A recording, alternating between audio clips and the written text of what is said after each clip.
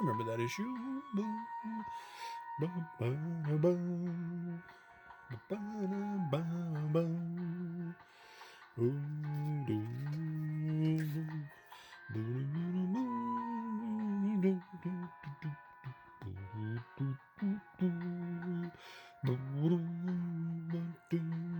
Uh-oh.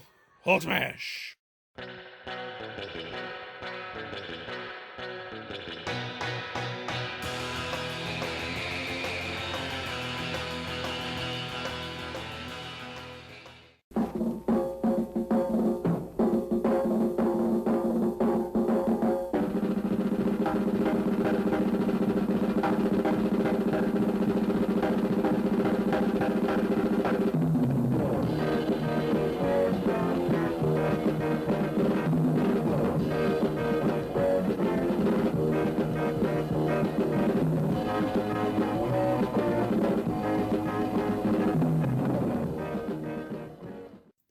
Hello, everybody's, and welcome to this latest edition of 4.0 and Below, where the good, the fair, and the ugly comics roam. And hey, we're still trying to clean out the baffles a little bit. That big haul that we were advertising a video ago, it's here. The boxes are here. I'm very excited, but I told myself you can't get into them until you get all this stuff shot and cleared out to make some space, because oh my god. So anyway, first up, we have a Tales of the Zombie. This is volume 2, number 1. I still think it's all one set, but what the hell do I know? Pick this up at the local knickknack shop, the one that I've talked about before that is totally insane. They've got probably 3 dozen boxes, long boxes, short boxes, but it's just a mess. Nothing sorted. It's just catch as catch can. You can dig for hours. You might pull some things out. You might not pull anything out. But there was also, they have like this magazine rack, and I kind of dug in there a little bit and found this little guy. And also found The Deadly Hands of Kung Fu, number 13. Kind of chewed up a little bit. And also found this one. And I'm kind of glad because I got to the front as we were bringing it up. I kind of took a closer look at this. I think these were like $5 a piece. Number 16. I started looking at it, and it's like the spine was completely split. It's completely split up the side, and of course there's a chunk missing there.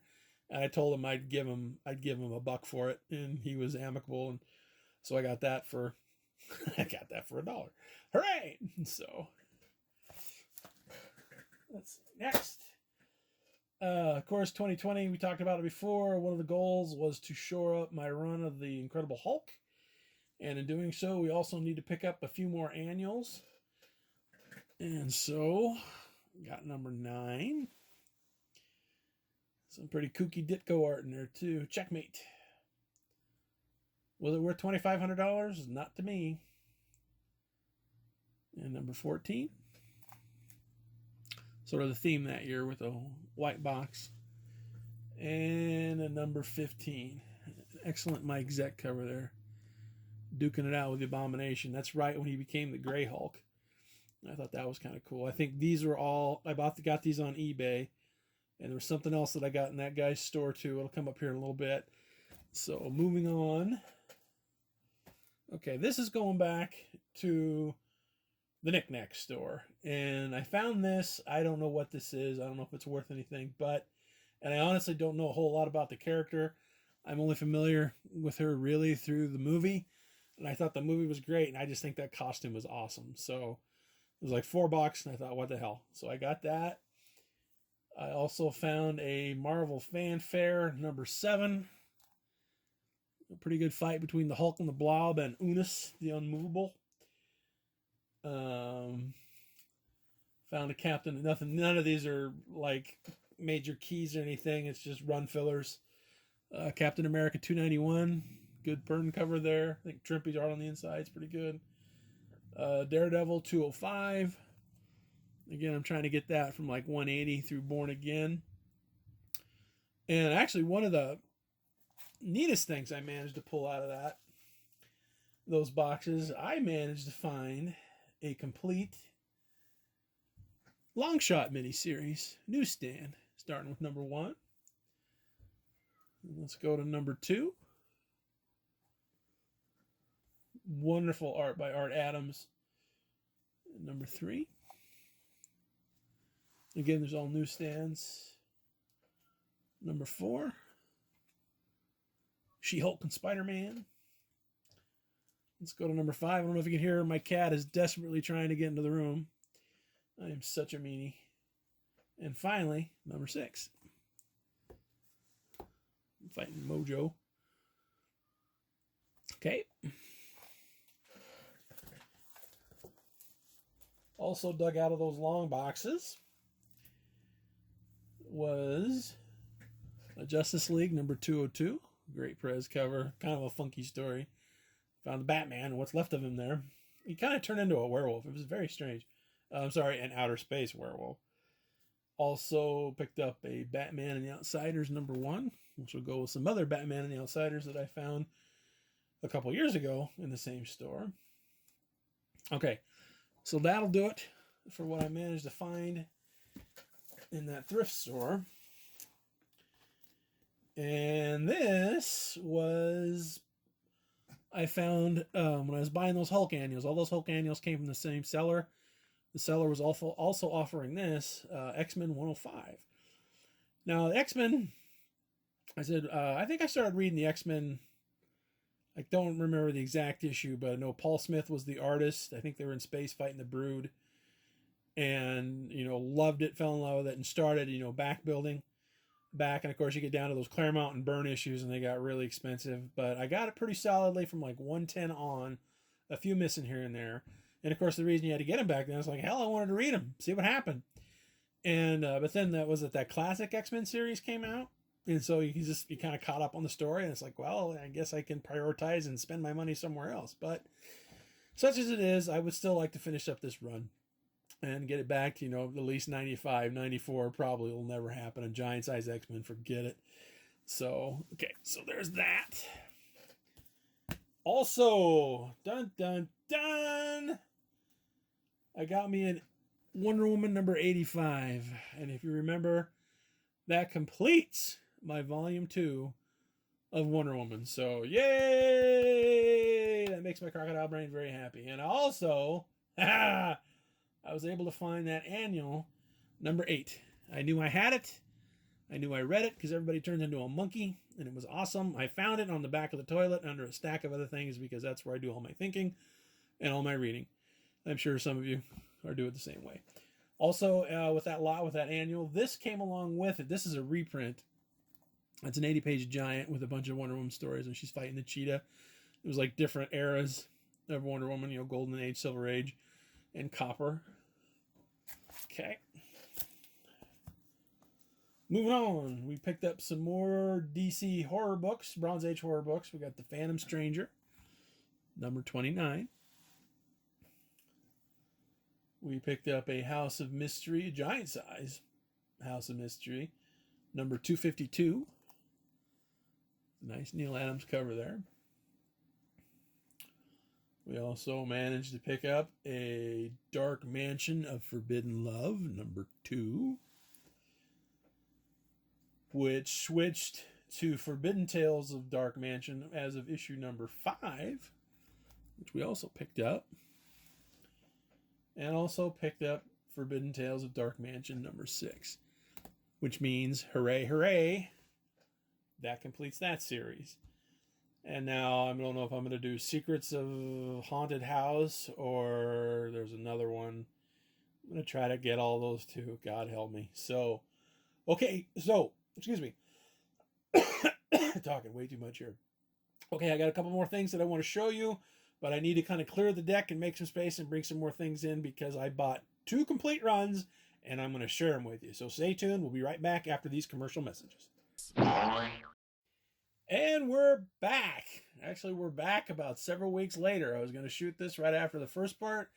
Things happen, get distracted, but we're circling back. And we're going to finish up this video with a couple complete runs. Now, one of the things that I absolutely love to do is to massage eBay I am a sucker for one and done purchases, complete series, complete mini series, even complete series if it's feasible.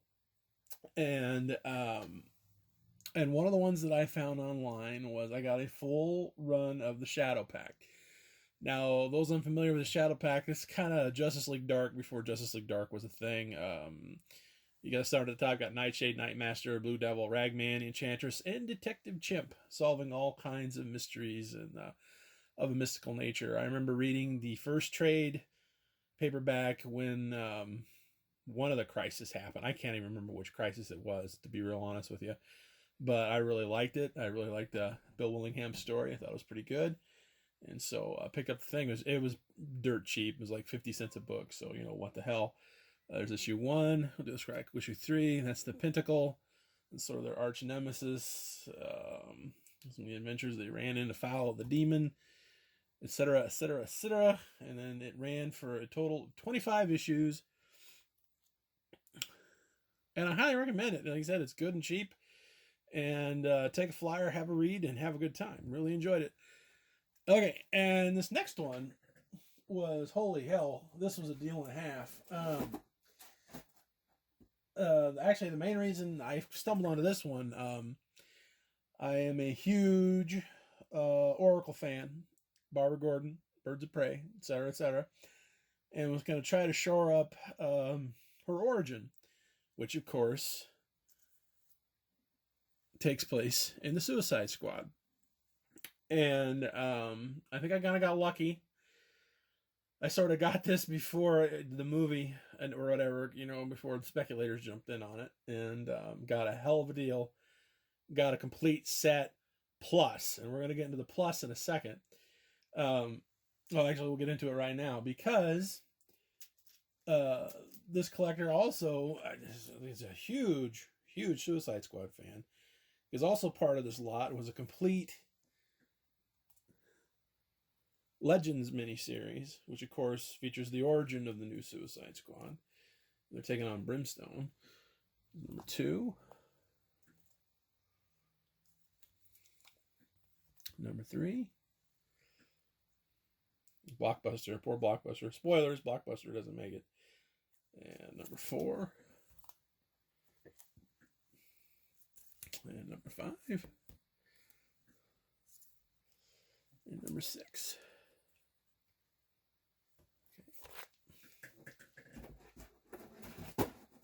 Okay. Also in there was a Secret Origins, number 14, featuring the origin of the old Suicide Squad and the new Suicide Squad. Okay. And again, the thing ran for like 66 issues, so I won't show all of them, but we'll do a little highlight reel here. I thought some pretty cool covers. Kind of went through and picked them out. There's number 6, Deadshot.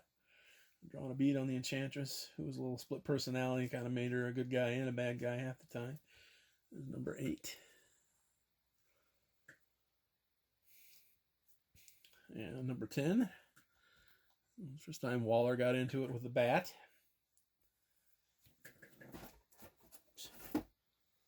And let's see, number 13. The Bat in the Justice League. Of course, one of the longest running characters in the Suicide Squad, Captain Boomerang. Which gets us up to issue number 23. Now, of course, number 23, technically, is the first appearance of Oracle, but all it is text on a computer screen, identifying herself or themselves as Oracle, and that's it. And that went on for several issues. She was kind of reaching out to the tech support gal working for Waller in the Suicide Squad out of Bella Reeve. That went on for several issues. Let's see. And then 27 is the second part of the Janus Directive. And again, this purchase was pretty thorough because also included, let's get here, were all the crossover issues. Checkmate. Manhunter. Firestorm. And Captain Atom. Oh, and also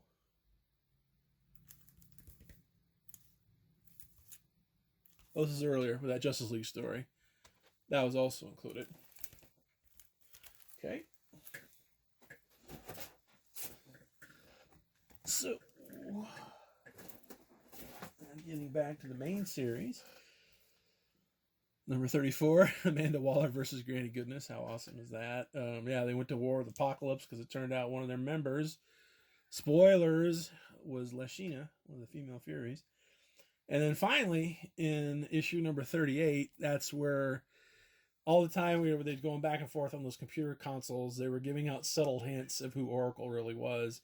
And here we we finally see Oracle in the flesh, so to speak. So let me jump ahead to 41. Count Vertigo in the Phoenix Gambit. And jump to 49, where we're introduced to Oracle proper.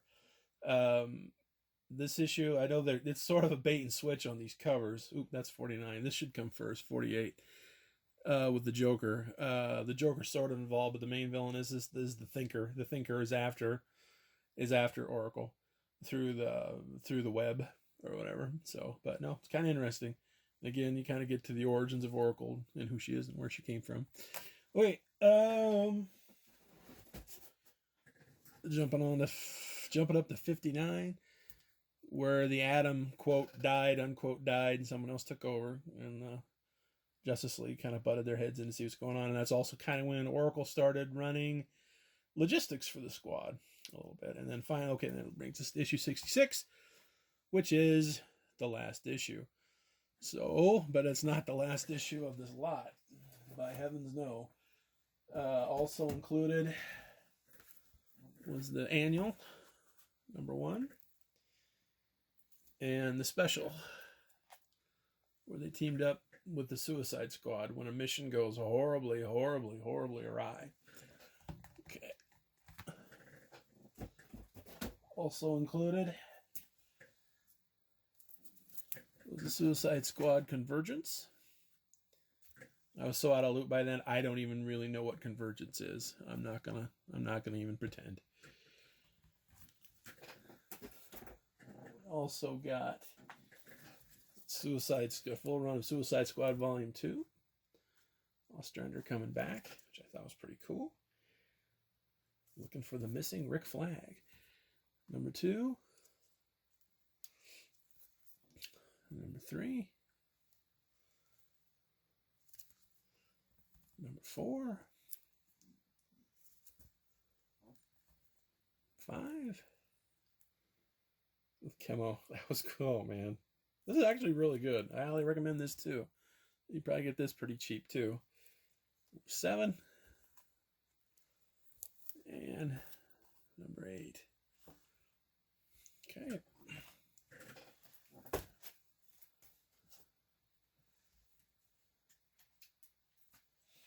So came back with the Blackest Night Suicide Squad 67, autographed by Gail Simone. This person was also a huge Deadshot fan, because we also have some tie-ins with the Secret Six. Number 15. And also the Blackest Night Secret Six 17, autographed by Gail Simone. And number 18, autographed by Gail Simone. Of course, these are unverified, but I think it's a pretty safe bet that those are legit. And speaking of Deadshot, also included was the first Deadshot miniseries. Number 1, 2, 3, and number 4. And lastly, in that lot was the second Deadshot miniseries. Number 1, number 2, Number 3.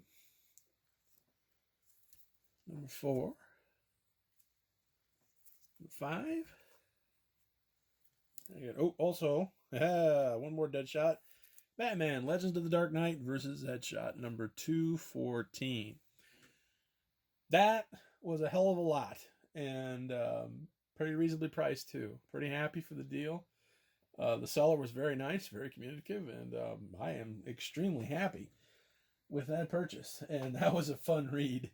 I hadn't really read any of the Suicide Squad, and I sat down and I took a couple days, but I plowed through the whole thing, and highly recommend it again.